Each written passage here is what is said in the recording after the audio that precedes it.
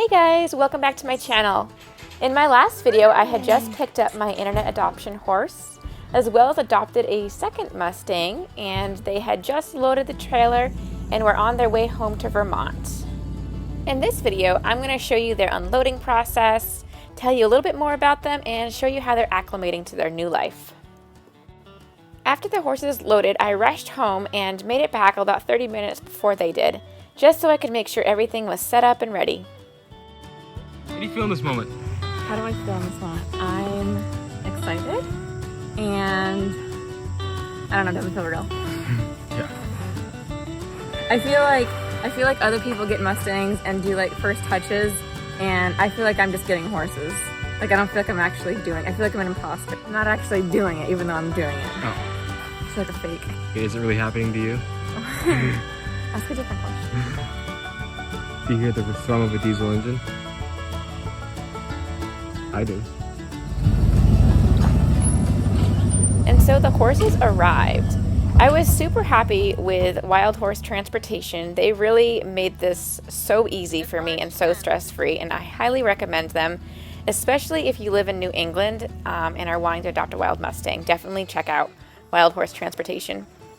So first we get our chute ready. So we pull the panels in just to make it a nice straight chute, and then we open the gate. This was a little travel companion of the horses, and it didn't really want to move and get off the trailer, so we just, the driver just kind of tucked into the side and opened the gate. And then we just waited. The 2-year-old led the way and was the first to get off the trailer. And she went right out to the round pen, just like she was supposed to. And then it was the yearling's turn.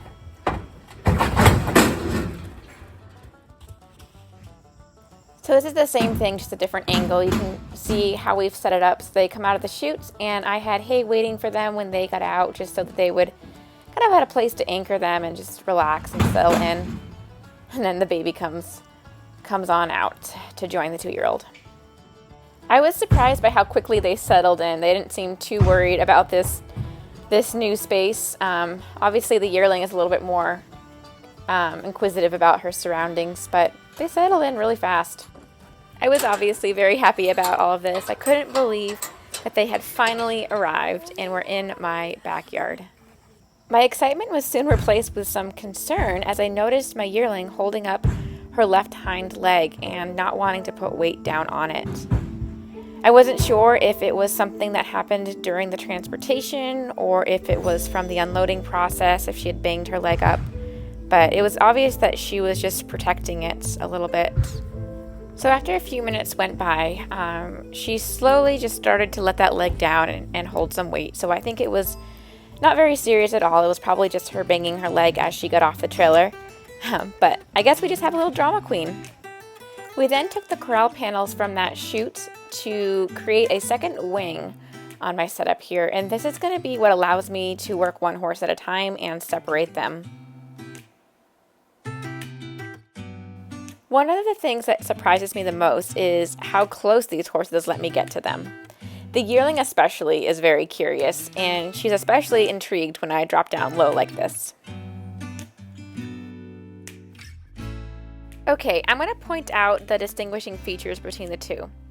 The 2-year-old is on the left and is a dark bay with no markings on her. On the right is the yearling, who's a little bit lighter and has a blaze and 3 socks. She was listed as a chestnut, but I think she looks more like a bay. Have you never had it? Now, according to the yearling's paperwork, she was rounded up on July 19th of 2020, which means she was probably only a couple months old when she was rounded up and not very familiar with grass. The past year, she's been in that holding facility without grass, so she's really not sure what this green carpet is. And now my 2-year-old was born in holding. She was born on July 4th, 2019, and hasn't had grass because she's been in holding her whole life. So this is new to both of them. They both nibble on it a little bit, but aren't too sure about this. They kind of make weird faces, grab a few bites, and then just like, nah, never mind. Pretty soon they're gonna be addicted to it. Does the hay taste better? Right now they seem to enjoy this hay just a little bit more than the grass, but I imagine that will change. Then they went back and forth for a little while. They checked out the cat, they checked out this carport space, sniffed the grass a little bit more, and then went back into the round pen. And they did this several times. I really love the yearling's trot. She has this beautiful floaty trot, and it's just gorgeous to watch. You may have noticed the tags on these Mustangs. Each Mustang has a unique 4-digit number that is the last 4 digits of its freezemark, which is the brand on the left side of its neck, which gives the year of birth and the registration. Each Mustang came with their health and identification records. In the top right corner, you can see the tag number 5352 and the freezemark. This is the paperwork for my 2-year-old filly. So you can see that she's from Green Mountain, which is in Wyoming, but she was born in Holding. They list her as 13 hands, but that was February 2020, which is 19 months ago. The internet adoption listed her as 14 hands, which is probably pretty accurate, maybe a hair underneath that. She just looks really tiny because she's so skinny. This also outlined the vaccination history and deworming and hoof care. And she has another page of records on the back here that you don't see. Now this is the records for my baby. She's tag number 6214. She's the yearling. Now she is from Swasey, which is in Utah. And you can see her capture date listed here, July 19th. You can see they listed her as 13-1. That's probably pretty accurate. And then her vaccination and deworming history. Not too bad for a $25 horse if you ask me.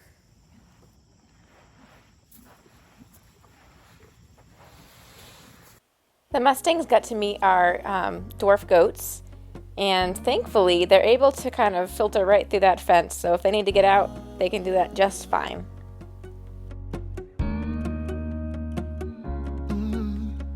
I'm looking up from my window, sun's coming up like the day before. You're like a stone on my pillow, I don't make a sound when I shut the door. You may have noticed from earlier in the video, but it's becoming more and more apparent that the 2-year-old is really the dominant one here. The yearling, the one in the background, is pretty much shadowing whatever the 2-year-old does. So I am planning on giving them names. I just keep calling them the yearling and the 2-year-old, but when I remove their tag number, that is when I'll give them a new name and announce that here. So right now they're just the yearling and the 2-year-old. But you can see right here, the yearling is just very curious, but she's staying her distance. I had gotten them a mineral block, which they absolutely loved. You can see the 2-year-old just taking the lead. She's able to push the yearling out of her space, and I also caught her outside, just moving the yearling around in the round pen, just driving her away when she gets frustrated for whatever reason. Now when I start training them, I'll have to separate them.